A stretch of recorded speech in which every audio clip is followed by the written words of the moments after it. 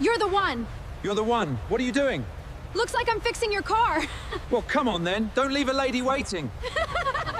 By the time Ben Carter decided to stand up a woman he had never met, the rain had already started. It wasn't a dramatic storm. No thunder, no lightning tearing up the sky. Just that cold, steady kind of rain that made the whole city look like it was holding its breath. His wipers dragged across the windshield with a tired squeak, and his phone kept lighting up in the cup holder with his sister's name. Maya. Again. He didn't answer. At the next red light, he looked at the message preview without touching the screen. Please don't do this. She's already on her way. Ben exhaled through his nose and stared at the road like it had personally offended him. He was 38 years old. He fixed damaged cars for a living, packed school lunches at 6 in the morning, knew how to remove grape juice from a beige carpet, and could braid his 8-year-old daughter's hair badly enough that she'd laugh and let him try again. But the idea of sitting across from a stranger at a restaurant and pretending he still remembered how to be a man with a future instead of a man who had survived one, that was somehow too much. He picked up the phone and finally typed, "I can't make it." He stared at the message, then deleted it. That was the thing about Ben. He was good with broken things as long as they were made of metal, rubber, or glass. Anything with a heartbeat, he avoided until it became a problem too big to ignore. The light changed. He drove on. He told himself he'd call Maya later. He'd apologize. He'd say work ran late. He'd say Rosie needed him. He'd say anything that sounded less pathetic than the truth, which was that the restaurant Maya had picked was 2 blocks from the place where he had once proposed to his wife under a busted string of patio lights and a sky full of cheap fireworks from someone else's wedding. Some ghosts didn't stay in cemeteries. Some waited at intersections and restaurant doors and in the empty passenger seat when the rain got quiet enough. His phone buzzed again. He turned it face down. 2 miles later, he saw the woman. At first, she was just a shape in the rain. A dark sedan on the shoulder, hazard lights blinking weakly.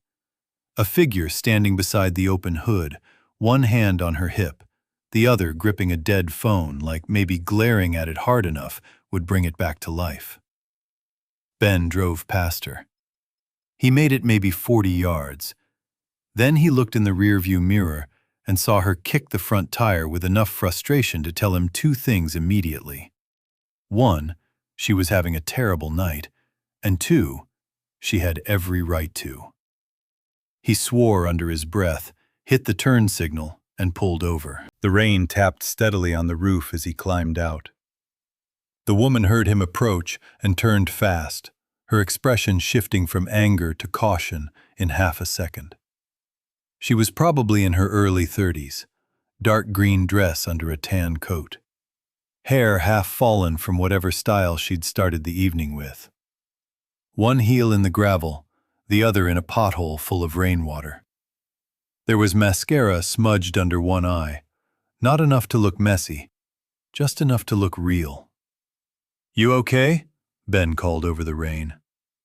She let out a laugh that wasn't really a laugh. "Does this look like okay?" "Fair point." He stopped a few feet from the car, keeping his hands visible, not moving too fast. "Need help?" She looked him over the way women did when they'd had to learn caution the hard way. He was wearing his work jacket, jeans, boots, and an expression that had been described more than once as tired but safe, usually in that order. "My battery died, I think," she said.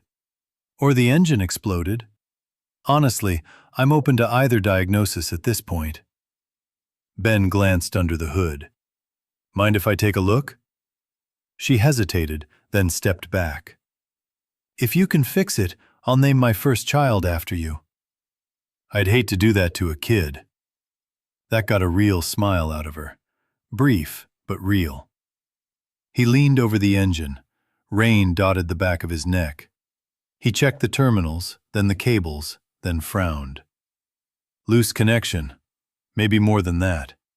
Have you had trouble starting it before? This week? She crossed her arms and shivered. Only every morning, every lunch break, and once outside a pharmacy where an old man told me modern women don't respect machinery. Ben snorted. She watched him work for a second. You do this for a living? Collision repair. So I got lucky. You got stranded. She tilted her head. You always this cheerful? Only in weather like this. He adjusted the terminal and tried the ignition. Nothing. Then he asked, You got a wrench in the trunk? I have a yoga mat, 3 expired granola bars, and a scarf I've been looking for since February. Close enough. He found the toolkit under the trunk liner himself. Typical. Cheap kit. Barely useful. He tightened the connection, checked a fuse, then stood back and wiped rain from his forehead with the heel of his hand. Try it now. She slid into the driver's seat. The engine coughed once, then came alive. For a second, she just sat there with both hands on the wheel, staring straight ahead like she didn't trust good news when it showed up. Then she climbed back out, grinning. Okay, that was actually kind of heroic. It was a battery terminal. Still, in my version, there was dramatic music. He started to close the hood, but something in the engine note made him pause. He listened. Leaned in again. What? She asked, smile fading. It'll run, but not well. Alternator may be going too. You can probably make it a few miles, but I wouldn't trust it much farther. She closed her eyes for one beat. Perfect. You got somewhere specific you need to be? That expression came back, that mix of embarrassment and annoyance people wore when life was making fun of them in public. A blind date, she said. Ben almost laughed, but it caught somewhere in his throat. Yeah, she went on. I know. The universe has jokes. He lowered the hood slowly. Bad timing. The best part? She held up the dead phone. My battery died too, so even if I wanted to cancel, I can't, which means somewhere in this city, there is a man I've never met who probably thinks I'm rude, flaky, or fictional. Ben looked away toward the road.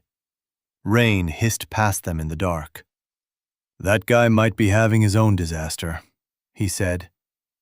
Maybe. She tucked wet hair behind one ear. Or maybe he's sitting under warm lighting, checking his watch, deciding I'm one more woman who can't get her life together. Ben gave a short nod. Could be traffic. You are very committed to defending a stranger. It's a character flaw. She laughed again, quieter this time, and wrapped her coat tighter. Up close, he could see she was beautiful. But not in the polished, intimidating way magazines tried to sell people.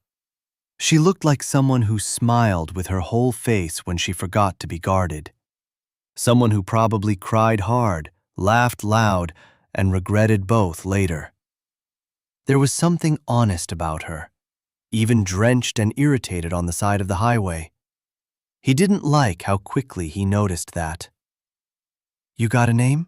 She asked. Ben. She nodded once. I'm Lena.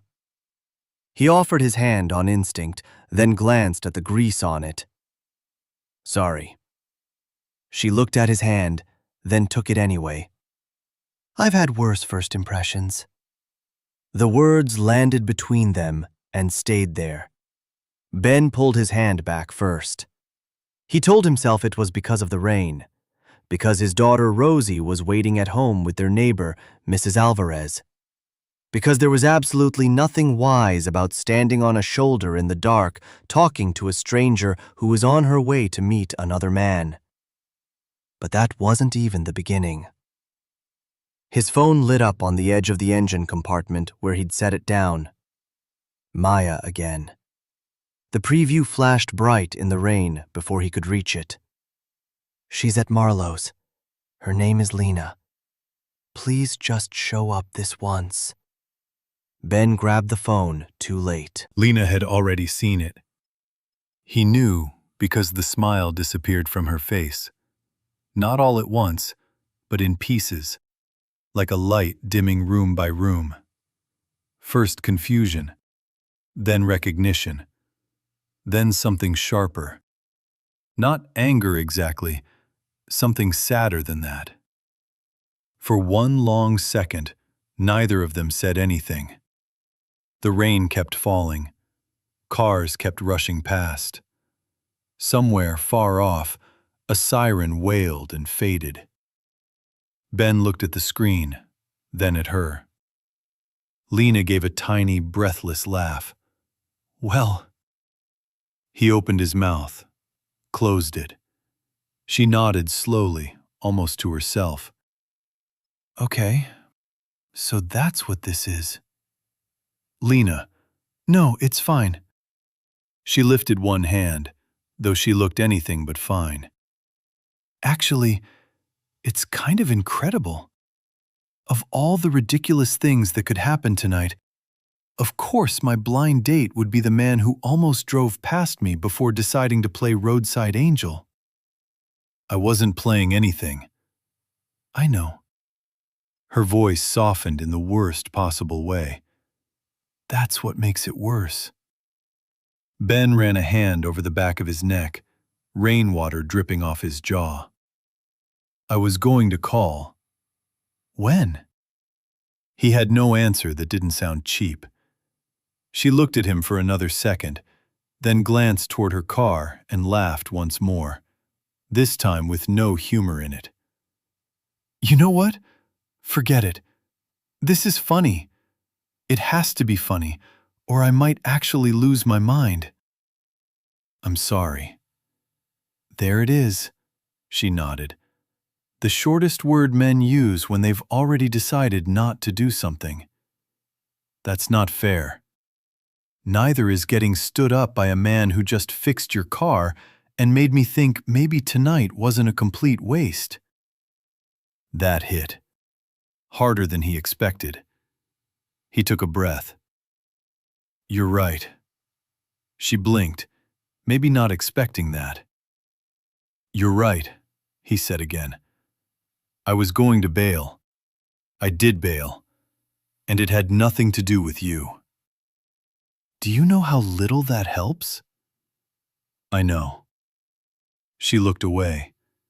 The traffic lights from the highway painted passing streaks across the wet pavement. Then why agree to the date at all?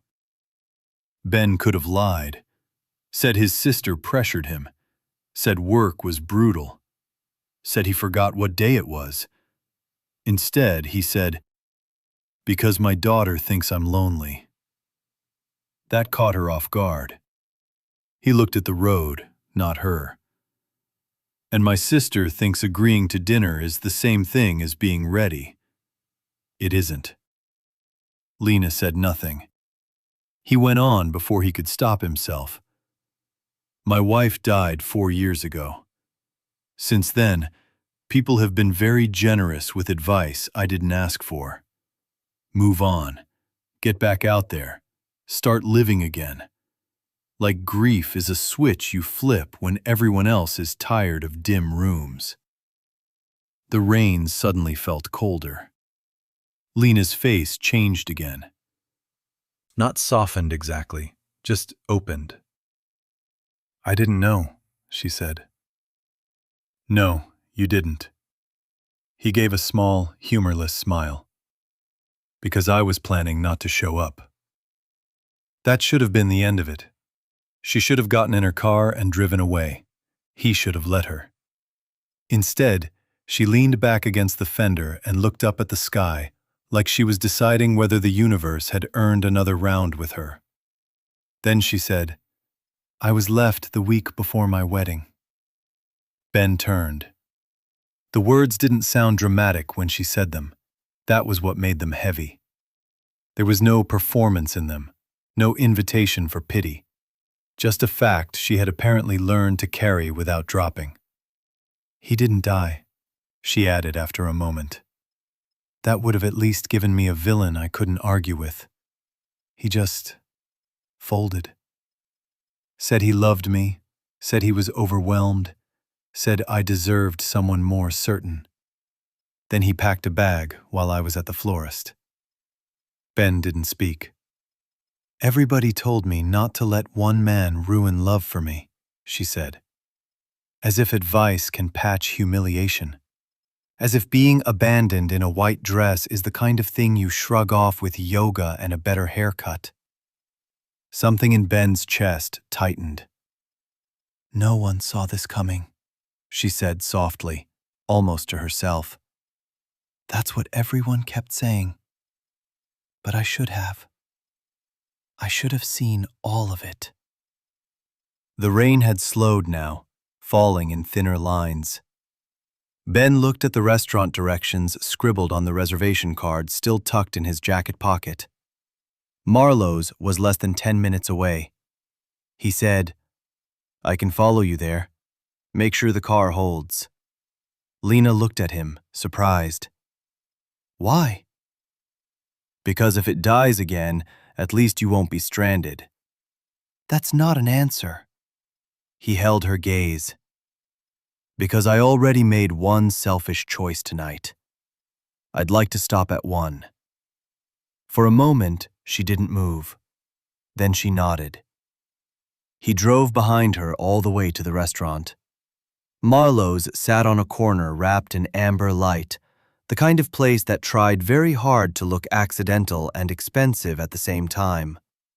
Ben parked at the curb and got out just as Lena shut off her engine. It rattled once in protest, like even the car had opinions now. She stood beside it, looking at the entrance. "You don't have to go in," he said. "I know." "You definitely don't have to go in with me." That finally pulled a little smile from her. "Now that would be a terrible date." "Probably." She studied him for a second. "You know what the really annoying part is?" "What?" "I still kind of want the coffee." Ben blinked. She shrugged one shoulder. "I'm already late. You already ruined the mystery." "And if I go home now, my friend Tasha is going to call and ask 27 questions I don't have the emotional energy to answer." So, she tilted her head toward the restaurant. One coffee. Not as a date. As what? An apology with caffeine. Ben should have said no. He knew he should have. This was how complicated things started. Not with fireworks. Not with grand declarations. Just with one tired man in a wet jacket and one disappointed woman in a wrinkled dress, making a bad decision because going home felt lonelier. Instead, he nodded. "Okay," he said. Inside, the host glanced at them with the practiced neutrality of someone who had seen every shape of awkwardness. Ben gave the reservation name before he could think about how strange that sounded in his mouth. They sat by the window. There were candles on the table. Lena moved theirs aside immediately. "Too romantic," she said. "Very hostile of you." "Protective." He almost smiled. A waitress came. They ordered coffee, then food neither of them had planned to eat. That was another thing about hard nights. Sometimes hunger showed up late, wearing a disguise. For the first few minutes, the conversation staggered. False starts, half jokes, careful sentences. But then the waitress brought fries, and Lena stole one before the plate settled. And something about that ordinary little act cracked the tension. Ben told her about Rosie losing 2 front teeth in the same week and insisting it made her look financially unstable. Lena laughed so hard she covered her mouth. She told him she taught middle school art, and that 12-year-olds were somehow both the cruelest and funniest people on earth. Ben told her Rosie once painted their dog blue because she wanted to know what sadness looked like in daylight. Lena said, "That child is going to either become a genius or charge all of us for therapy one day." "Both, probably." "And then," Lena said, leaning back in her chair, "something unexpected happened." Ben raised an eyebrow. "I realized," she said, "that I am having a better time with the man who stood me up than I've had on most dates that actually started on time." He looked down at his coffee. "That says more about your dates than me." "Probably. But still." There was a softness in the air now. Dangerous, quiet softness. The kind that didn't announce itself loudly. It just settled in, made space, and waited to see if anyone would ruin it. Ben kept noticing things. The way Lena pushed her sleeves up when she talked seriously. The tiny scar near her left eyebrow. The way she listened fully, not just waiting for her turn to speak. It had been so long since someone new felt familiar enough to unsettle him. She noticed things too. The ring mark on his finger he'd never quite stopped tracing. The way he paused before every personal answer, like he was checking for emotional landmines. The fact that when he talked about Rosie, his whole face changed. At one point, Lena asked, "What was she like?" He knew immediately she meant his wife. For a second, the restaurant noise blurred. "She was loud," he said finally. "Not in a bad way, just alive. She laughed with her whole body. She could never whisper. She cried at commercials. She used too much cinnamon in everything, and somehow made it work." He stared at the table. She made rooms feel less temporary. Lena didn't interrupt. Ben swallowed. "I still reach for my phone to text her when Rosie says something ridiculous. Then I remember." Lena's eyes shone, but she didn't pity him. She just sat in the truth with him, which was somehow kinder. "She sounds hard to follow," Lena said. "She is." The present tense slipped out before he could stop it. Lena heard it. He knew she did. But she only nodded. "Maybe nobody's supposed to follow her," she said. "Maybe they're just supposed to arrive differently." That stayed with him. It stayed with him even when his phone rang and the whole night tilted. "Mrs. Alvarez." Ben answered immediately. "Rosie?" "Ben, honey, she's okay," the older woman said, which meant she wasn't. "She had a nightmare. Big one. She's crying and asking for you." Ben was already standing. "I'm coming." He hung up and reached for his wallet. Lena was on her feet too. "What happened?" "Rosie. Bad dream." "Is she okay?" "Yeah, I think so. She just—" He pulled cash from his wallet too fast, bills slipping from his fingers. "I have to go." Lena nodded once. Her face closed just enough for him to feel it. "Of course." "It's not—" He stopped. Anything after that would sound like an excuse, because to her, men leaving suddenly had a shape, a history. He forced himself to meet her eyes. "I'm not running from you." Something flickered in her expression, wanting to believe him, not trusting herself to. "Go to your daughter," she said. He left.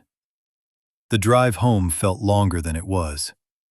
He kept seeing Lena by the window as he walked out, one hand resting on the back of the chair, like someone who had been told twice in one night that she was not the thing a man stayed for. Rosie was sitting on Mrs. Alvarez's couch in unicorn pajamas when he burst in.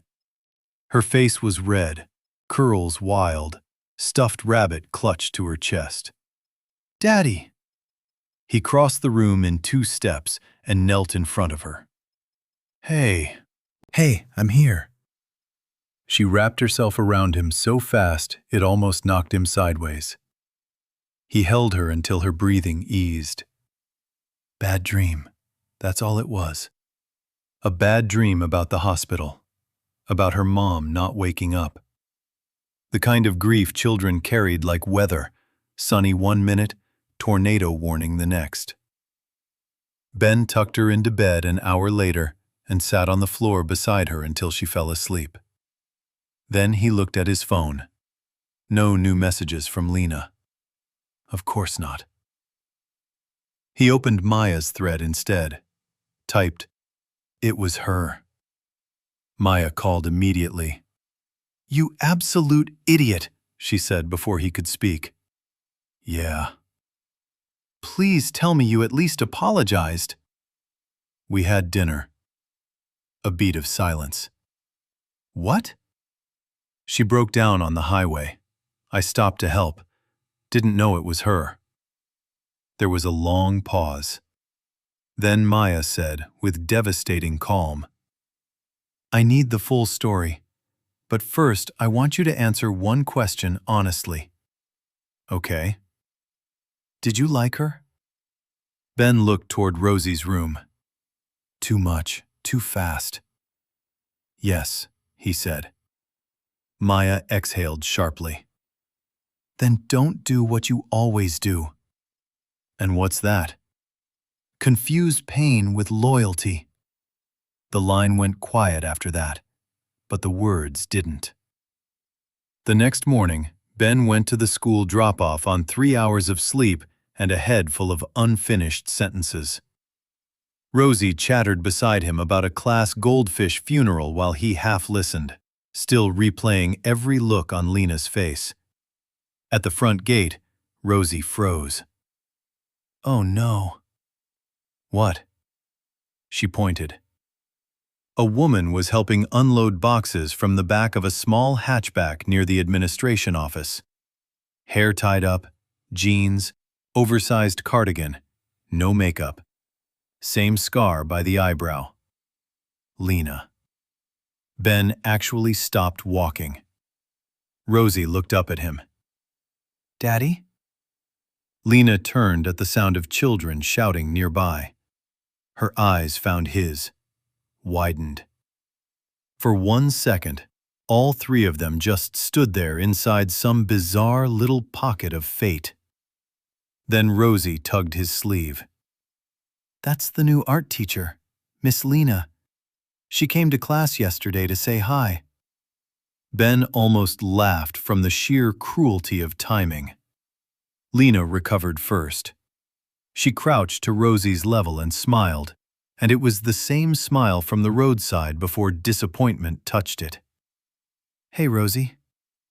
You know my dad?" Lena stood slowly. "Apparently, yes." Rosie looked between them with the immediate suspicion of a child who knew adults were liars by habit. "From where?" Ben opened his mouth. Lena saved him. "Your dad helped me with my car." Rosie gasped. "He's really good at that. One time he fixed our toaster even though it wasn't a car." "That's very impressive," Lena said gravely. Rosie beamed. Ben should have said something smooth, mature, adult. Instead, he said, "You teach here?" Lena folded her arms lightly. "Starting this week, Mrs. Parker is on leave for the semester." Of course she was.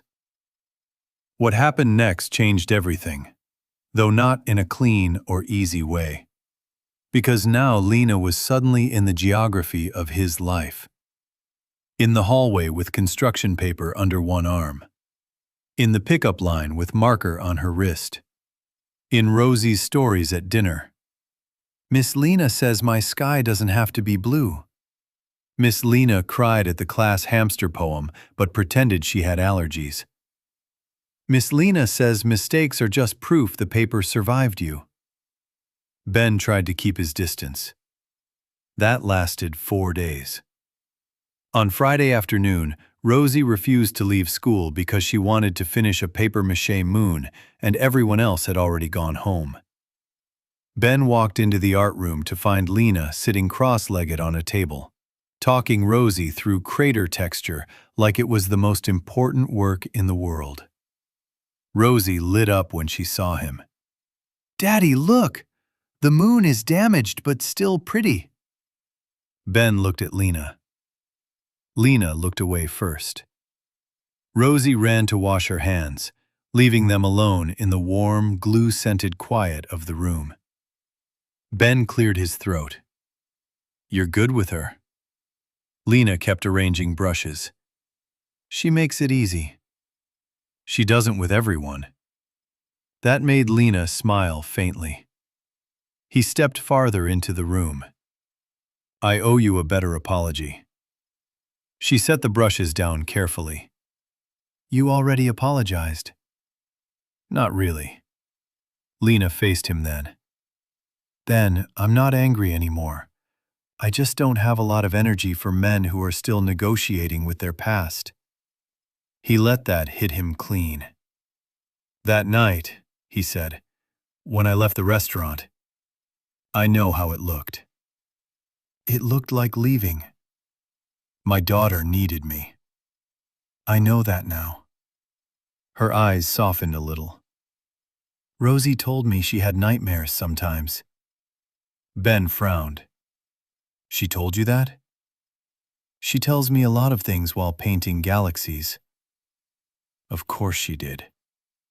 He rubbed a hand over his jaw. "I don't want to make your job weird." Lena gave a small laugh. "Too late." Then Rosie came back, hands dripping, and the moment ended. But something had shifted. Not solved, shifted. Over the next few weeks, they found themselves in each other's orbit with increasing frequency. A school fundraiser, a parent volunteer day, the disastrous class mural incident involving glitter and a ceiling fan. Lena came by the shop once because her car made a noise like a raccoon with opinions, and Ben fixed the alternator for parts cost only. She brought coffee he didn't ask for, and stayed long enough to make his mechanic partner smirk like a teenager. Rosie adored her. That scared Ben more than he wanted to admit. Not because Lena was careless with Rosie, she wasn't. She was gentle without being fake, patient without talking down to her, and somehow knew when to listen and when to redirect. It scared him because Rosie had started laughing differently again. Freer, less measured, as if some room in the house had quietly opened a window, and Ben didn't know if he could survive that window closing. One Thursday night, Rosie had a school showcase. Parents milled around the multi-purpose room, pretending not to cry over finger paintings and recorder music. Lena stood near the student art wall in a navy dress with paint on one thumb she'd apparently missed while getting ready. Ben noticed immediately. He also noticed the man talking to her. Tall, clean-cut, comfortable. The kind of man who probably answered texts on time. Something ugly and ridiculous moved through Ben's chest. Rosie leaned against him. "Why are your eyebrows doing that?" "What?" "That mad caterpillar thing." "I'm not mad." "Then why are you staring at Miss Lena like that?" Before he could answer, Lena caught his eye from across the room. She smiled, but it didn't quite reach. Later, after the recorder performance and the mural auction, and Rosie's dramatic explanation of why her sculpture represented hope with trust issues, Ben found Lena alone outside by the side entrance, breathing in the cooler night air. "You disappeared," he said.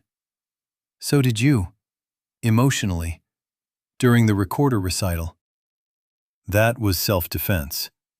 She laughed. He leaned against the brick wall beside her. "Who was that guy?"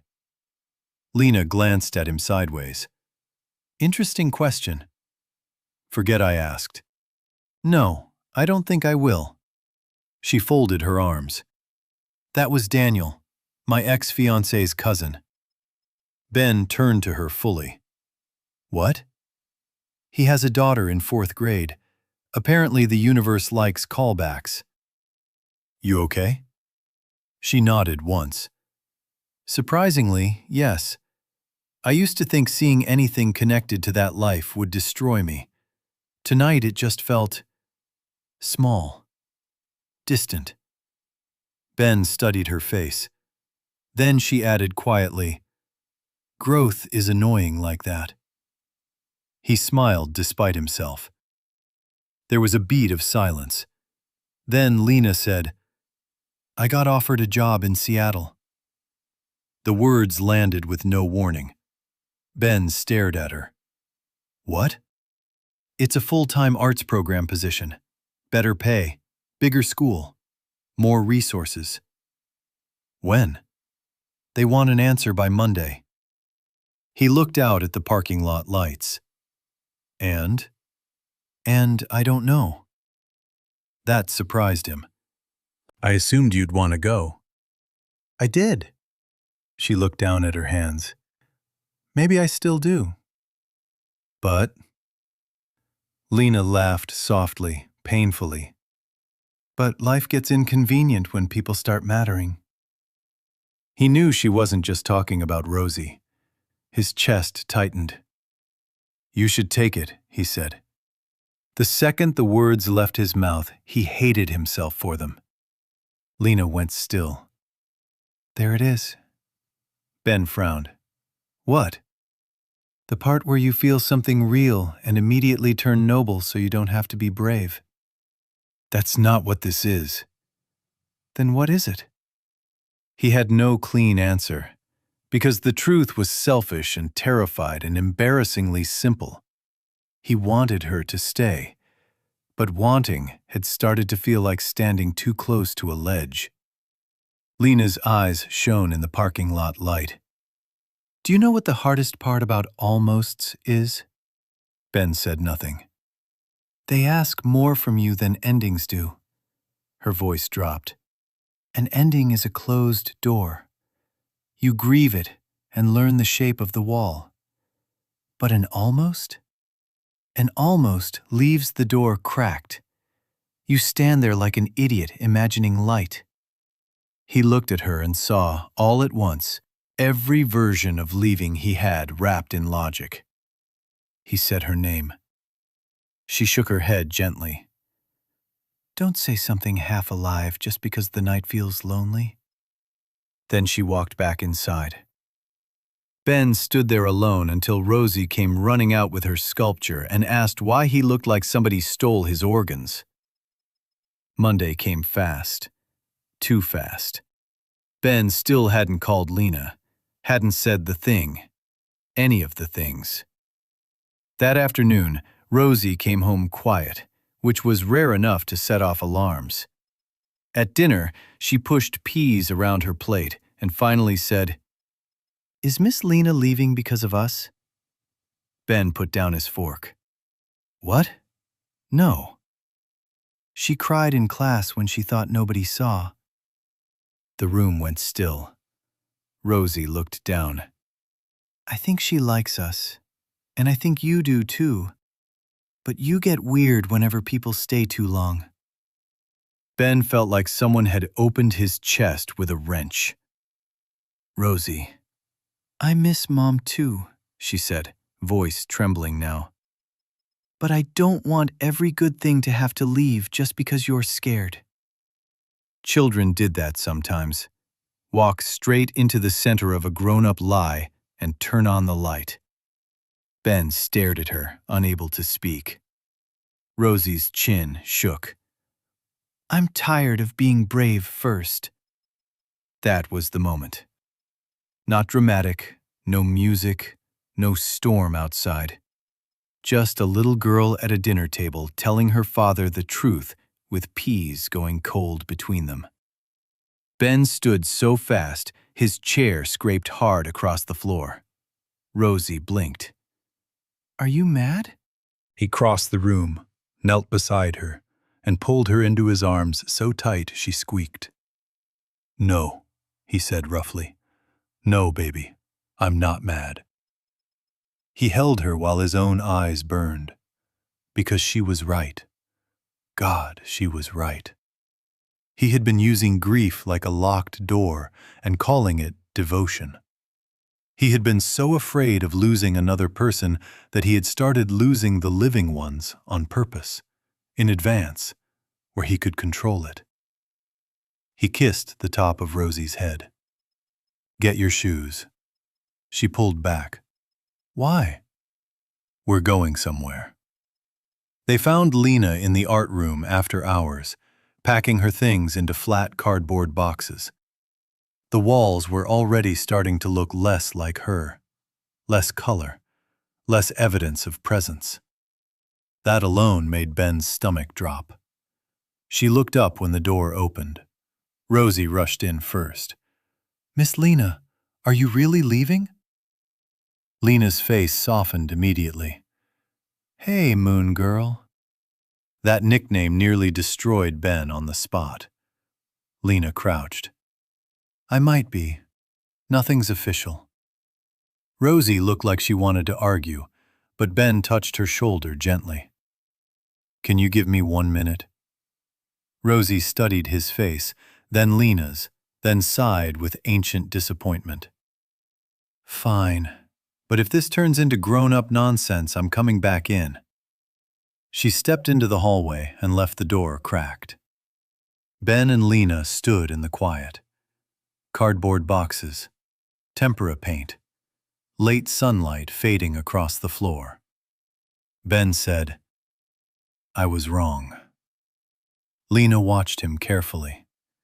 He took a breath that felt like stepping off something high. About the job, about you staying, about what I'm doing. Still, she said nothing. So he kept going.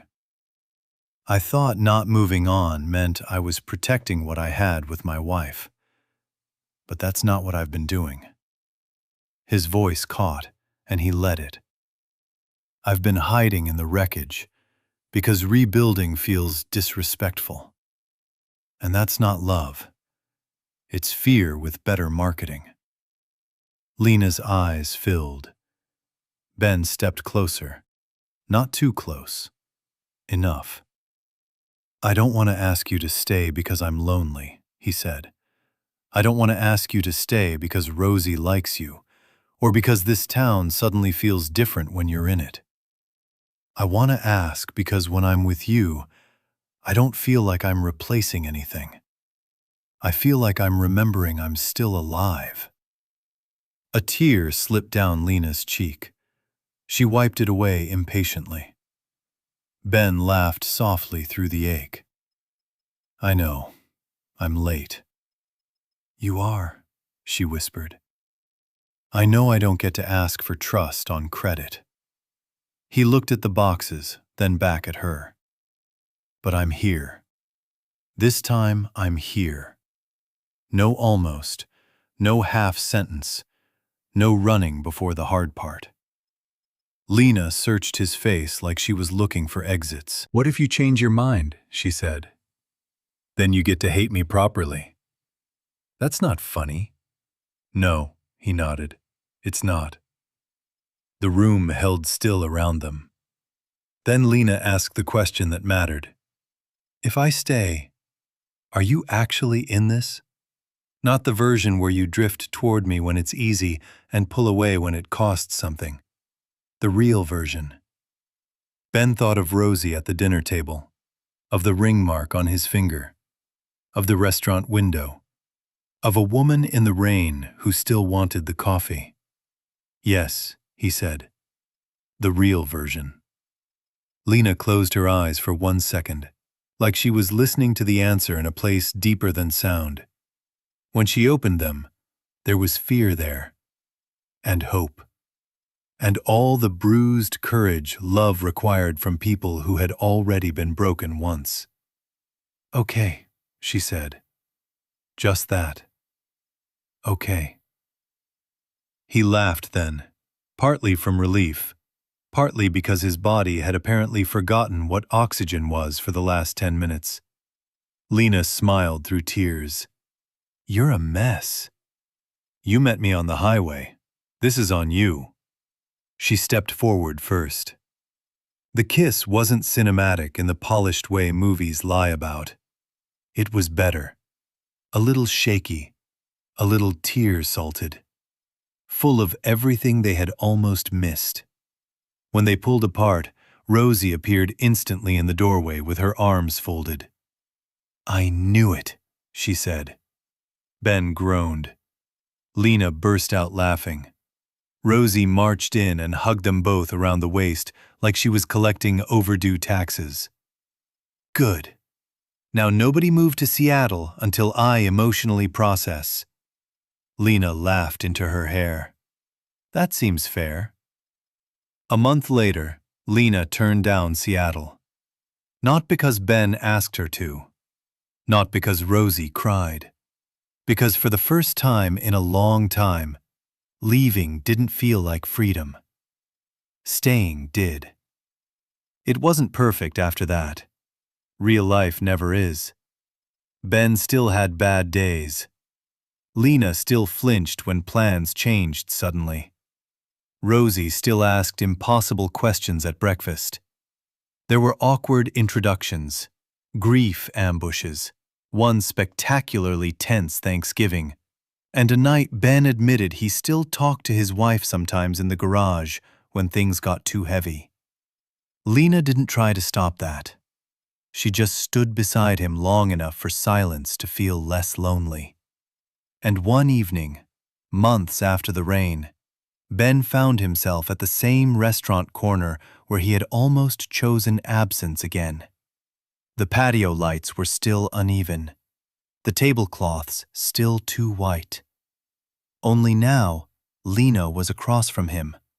Rosie was inside arguing with the dessert menu, and Ben was laughing at something he would later forget because the moment itself mattered more than the line. Lena reached across the table and touched the back of his hand. "You know," she said, "your first impression was terrible." Ben smiled. "You kicked your car. You stood me up. And yet here we are." She looked at him with that same whole-face softness he had noticed in the rain. "Yeah," she said, "here we are." Sometimes healing didn't arrive like sunrise. Sometimes it came like a stalled car on the side of the road, in the hands of someone who almost kept driving, and in the choice to stop anyway. If someone walked into your life at the exact moment you were trying hardest to keep your heart closed, would you let them stay?